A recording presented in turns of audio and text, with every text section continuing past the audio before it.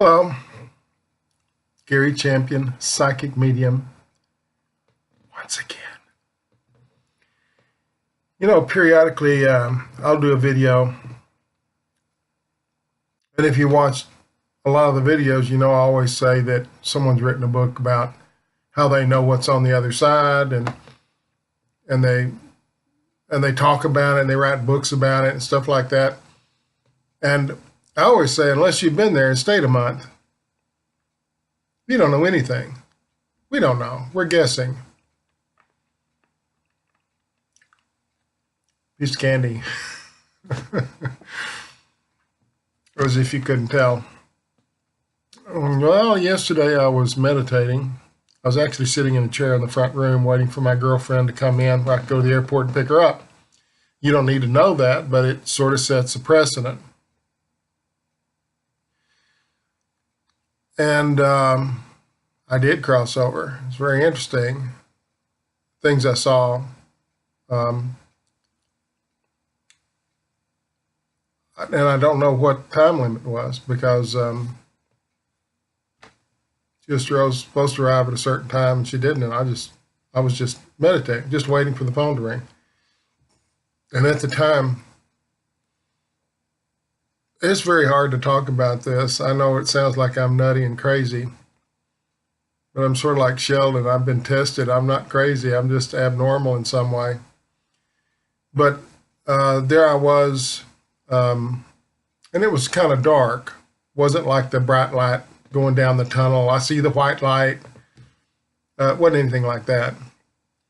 I think the darkness of the room that I was in, or the place I was in, was for these figures to be able to be seen clearly.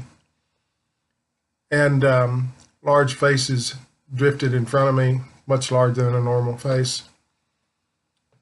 And some of them were people I know that had passed. Some were guides of mine. And I got multiple names that I know to be my guides because I've heard them for years. They tell me their name periodically in reference to something that they're good at talking about. Helping me help someone in a reading, I hear the name. So for some reason, it's sometimes important that I know who I'm talking to, who I'm hearing. Not talking to them, not talking to them. I'm listening. I'm hearing what they're saying, but I'm not talking to them. There's no back and forth conversation. I'm not capable of that.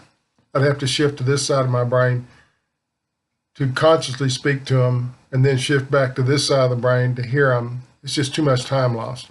I think maybe I've explained that before. Anyway, I'm a receiver of information. I'm not. So anyway, these large faces drifted by and said things. And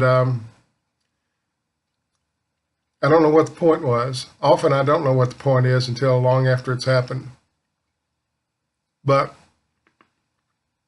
I've sort of been writing on a book that I think is going nowhere, that only I'm interested in it. It's possibly that I'm writing the book because to educate myself about something. So often that happens. I don't know why I'm writing a book and then I don't publish it. I've done probably 5 or 6 books that were never published. And I woke up and I heard the title of a new book. I mean, as I'm sort of beginning to become aware of where I'm at again, because I didn't feel anything when I was there. I didn't feel anything here. I think the spirit of me was there, but the body was here, but I couldn't feel anything. I couldn't tell you anything about what was going on with my body. Had no sensation of feeling of any kind, facial, fingers, nothing. So anyway, it's a brave new world. And so I'm starting a new book, but I just thought I'd let you know that I'm a pretty old guy for this to experience this, but apparently it's important that, and I could tell you why, but it's not important why I'm getting this little vacation to the other side and back. It has something to do with something I asked a few days before. So it's an answer to a question I don't ask questions of the other side, but this is maybe once every 10 years. You'd think someone who could do that would ask questions all the time, but I don't find it useful. If I need to know something, I'll know. They'll tell me before I need to know it. And if I don't need to know it, they won't. So even if you ask, sometimes they won't tell you because it can screw up your life to know something's going to happen that should happen. You might avoid it and your life will be completely different. Anyway, I went there in reference to a question I asked just the night before. And it's very interesting. So just to let you know, it is possible under the right conditions. And I've become meditating again. I've started doing the same meditations I did for years and years and years. So I don't really need to do them now. I just sort of go into a meditative state just by thinking it. This is different. It's going to require some dedicated meditating. I figure 2 minutes in the morning, 10 minutes in the afternoon, 15 minutes in the morning, 15 minutes in the afternoon. And I'm going to document what it is to get there, what I see. I'm going to have artist renditions of what I actually see. I have an artist standing by, waiting to, then I'm going to sort of do the best I can with a rendering, and then they're going to actually draw it or paint it or do something where it can go into a book. Perfectly normal stuff, apparently, in a medium's life, but not until I was ready. And apparently I wasn't ready. I didn't have whatever it took to get that far. Or maybe I was never interested in doing this.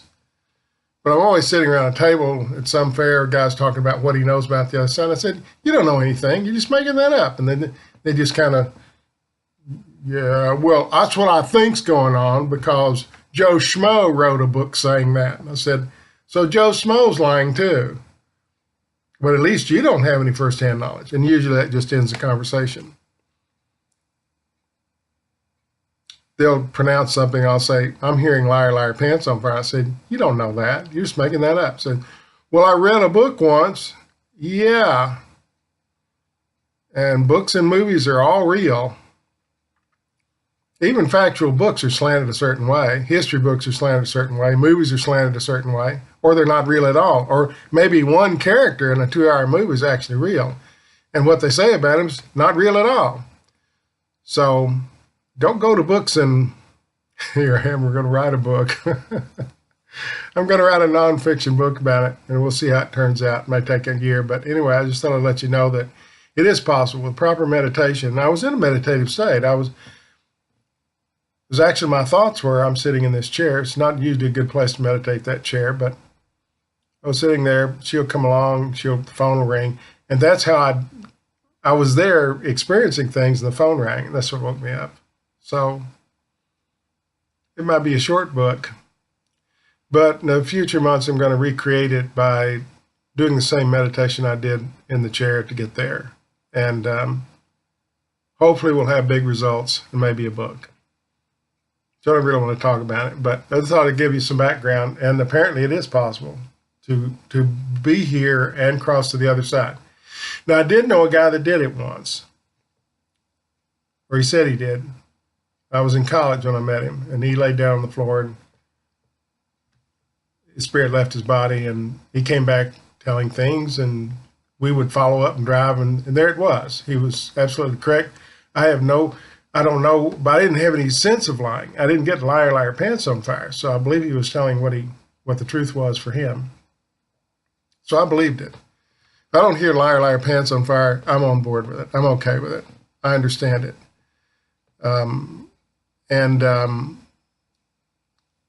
But this is, I think as a child, I did it a couple of times, and I have a clear memory of it. I do have a clear memory of it. Wasn't a child. I was 6 or 7, 8, and then maybe when I was 10 or 12. I have clear memory of doing it, but wasn't like this. This is very clear and interesting. So all you meditators out there who are trying to maybe glean something from the other side, I'm just here to say it's possible. Why not?